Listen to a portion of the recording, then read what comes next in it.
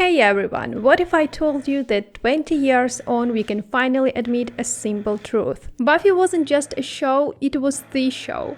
The kind that defined a whole generation of viewers and proved that teen drama and horror could actually have a soul. It worked because of every character, big and small, who brought the universe to life. Today we're finally diving into the last chapters of Buffy the Vampire Slayer. Seasons 11 and 12, they're shorter runs, so I figured we'd wrap them up together. Even in these condensed seasons, the story still revealed hidden layers and key moments. Some of its deepest secrets, darkest twists, and most crucial turning points were driven by secondary characters. Just think about it. Anya came back with the big bad, and Dracula joined Buffy on the Magic Council. After his weird thing with Xander, the official comic continuation gave us a whole new stage of development. Spike had his own team before reuniting with his love Buffy. Willow had given birth to a new seed of magic for the world. Faith and Angel spent 2 full seasons having their own drama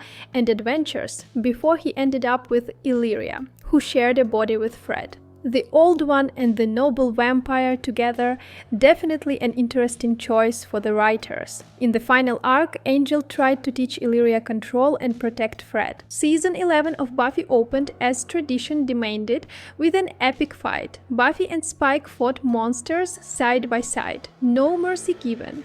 Passion, danger, and love. Just another day in the life of a Slayer and her devoted vampire boyfriend. Since the supernatural was no longer a secret to humanity, our heroes worked with the authorities. Buffy didn't exactly trust the government, but Detective Dowling, Spike's colleague, was still around. A good guy and a kind of honorary Scooby. So the Chosen One joined Spike as a supernatural consultant for the San Francisco Police Department. Meanwhile, Giles was still trapped in a teenage body after his resurrection. Willow ran her own coven, sharing her knowledge. Everyone seemed to have found their place in the new era of magic until danger returned. A peaceful rooftop barbecue turned into chaos when a massive demonic dragon attacked the city. The world had changed again, and with change came casualties. Innocent ones. The government took an interest in the incident and launched what appeared to be a harmless registration program to track magical beings. Buffy and Willow were cautiously supportive, but Spike wasn't buying it. He knew it was a trap, and he was right. Soon tension turned into riots and open conflict. Fear and division began to spread. The government started working with another Slayer, Jordan, a professional trained by Kennedy's organization, Deep Scan. She already had a team of her own. Jordan found Buffy trying to calm the crowds and offered her a chance to cooperate, but Buffy refused. She remembered how the government had once hunted Slayers during the Twilight era, led by Angel. Propaganda grew stronger. People turned against anything magical. Willow's coven was attacked and set on fire. And when she saved her friends, the footage was used to vilify all supernatural beings. That was when Ophelia Reyes, the secretary of the supernatural under the president's administration, stepped in. She announced the creation of safe zones, isolation camps, for magical beings. Buffy tried to protect Giles, still living in a teenage body, by securing legal status for him before he could be taken away. Slayer Jordan was being ordered to capture anyone different, even peaceful creatures. When Buffy managed to secure fake papers for Giles, Jordan came for Spike, now registered in the police database. Buffy defended him and took down her former trainee. But Jordan didn't come alone. Reinforcements arrived and an intense fight broke out. Spike stopped it by surrendering himself. Buffy refused to let him go alone. Together, they entered the safe zone, partly to protect each other and partly to expose the system from within. Inside, the situation was grim. Resources were scarce, vampires starved, and monsters turned on each other.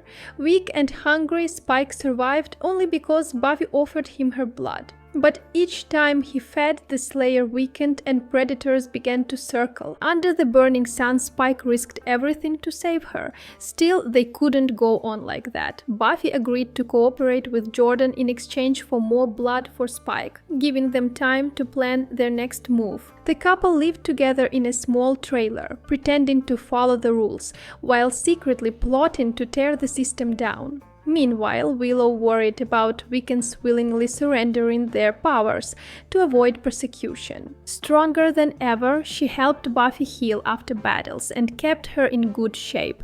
Drama also crept in, hinting at a new love triangle, though Willow wasn't ready for it. The Scoobies focused on their strategy. They staged a fake argument to distract the guards, while Willow uncovered the truth. The government had been building a machine to drain magic from anyone supernatural. Not everyone could survive the process. For vampires, whose very existence depended on magic, it meant death. Ophelia Reyes then announced the program publicly. If you wanted to leave the camp, you had to surrender your magic. Panic spread. Buffy sought help from Riley and his wife Samantha, who supported the administration, but Riley still had a heart. He promised to help no matter what. Willow and Buffy struggled with one question. What did life even mean without magic? Could they survive it? Spike convinced Buffy to go through the process to save herself. He would wait as long as he could. After a heartbreaking goodbye, Buffy and Willow went to the lab and had their powers removed. Buffy left the compound. She went underground, hiding from the authorities, but she couldn't stand by while others suffered. Even without her powers, she fought when she had to. Soon Riley and Samantha returned to the Scoobies with a mission to rescue Dawn and get her out of the country. But of course, things didn't go as planned. The team stayed to fight, and even Faith showed up, right on time. Their next move was an operation on the military base. While Faith fought Jordan, Willow reached the machine that drained magic. Once Buffy regained her powers, she reminded herself that perhaps she was never meant to be normal. Faith disagreed. Being a Slayer was perfectly fine. Still, they both knew they couldn't win this alone, so Willow already had an idea. Help was coming. The prison camp fell. The revolution succeeded. Spike and Buffy reunited, much to Faith's amused surprise. But the government didn't give up. They released fake propaganda videos against supernatural beings, clearly trying to cover up their own dark secrets. As Buffy investigated, she uncovered the truth. Project Pandora. The Scoobies learned that the government had been extracting magic from supernatural creatures to create their own, a new breed of magically enhanced soldiers like the Adam Project from Season 4, only far more dangerous. It was a new big bad and a new fight. Buffy didn't want to kill a human who had become a victim of experimentation, so Spike took that burden himself.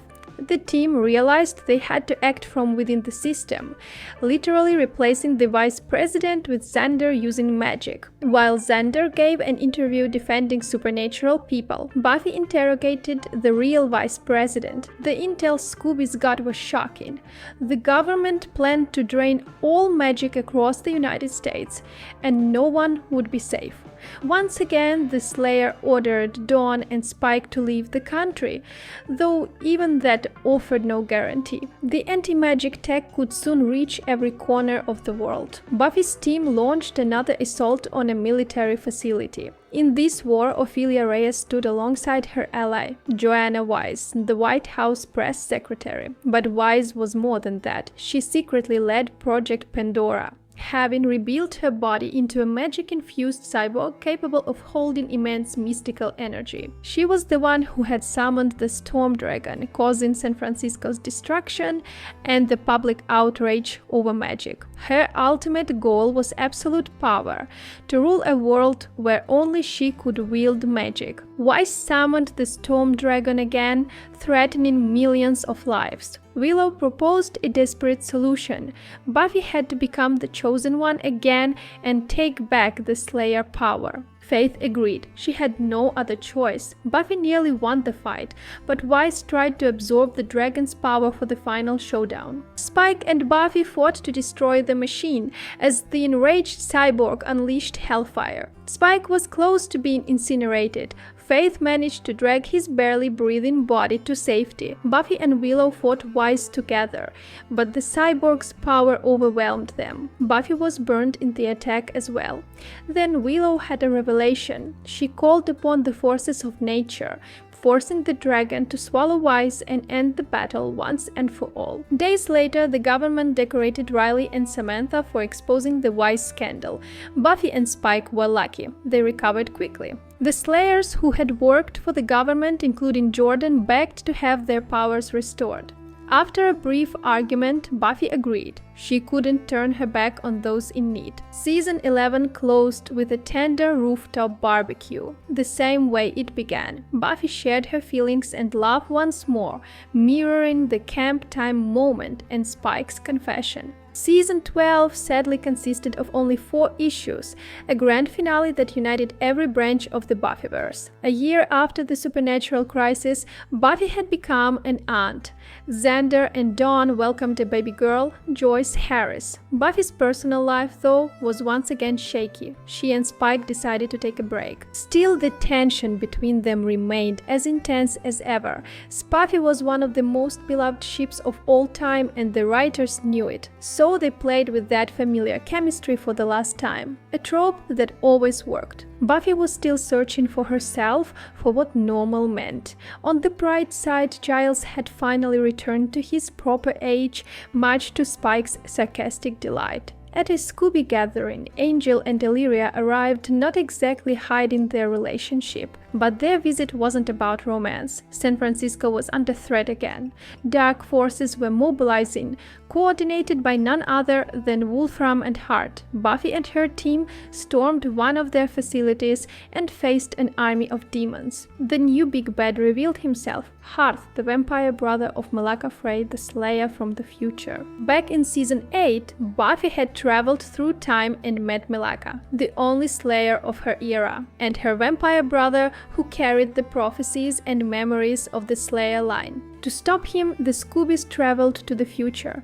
They searched for the so-called queen who knew the past, and surprisingly, it turned out to be Harmony.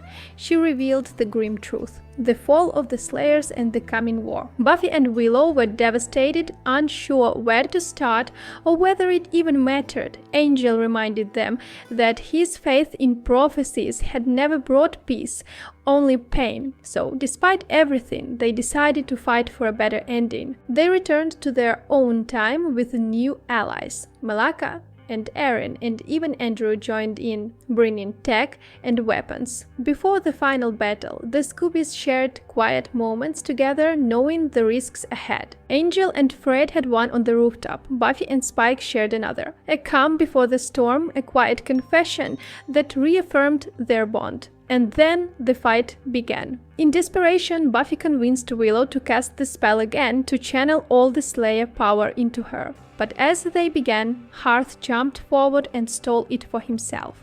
The demons overwhelmed them. In a last act of courage, Dawn opened a portal to a hell dimension to drag them all inside. Illyria refused to lose. She made the final heroic sacrifice in the Buffyverse. The Old One leapt into the portal to pull the demons in. Angel tried to stop her, but it was too late. Hearth, now consumed with the power and memories of all Slayers, couldn't bear it. His body began to collapse under the weight of their pain. Buffy struck with her scythe, and he turned to dust. The Slayer essence returned to its rightful bearers, along with their memories. Malaka returned to her future, now changed, free of Hearth's influence. Illyria's sacrifice saved not just the present, but every possible future. Weeks later, Buffy and Faith entered the police academy. Buffy's new version of normal, echoing early seasons of show. Scooby celebrated the new beginning with one more barbecue. Buffy and Spike had a heart-to-heart. The glowing Slayer told him how happy she was, fighting together and being together. He promised to stay by her side always. They brought out the best in each other and finally hugged. Angel, meanwhile, sat alone in the dark, mourning Illyria. Buffy came to support him, promising to find a way to bring her back. But for now, Angel wasn't ready to risk another's life as he had promised Illyria. Yet he would wait, as long as it took. After all, they were both immortal. And that's how Buffy's story ended, in her 30s, at peace in the canonical timeline. Maybe some of these storylines will find their way into the reboot. If not, Sunnydale will lose a piece of its soul, and the fans will be robbed of a legacy. Let me know your thoughts on this finale in the comments below. Thanks so much for watching, don't forget to like and subscribe, see you next time.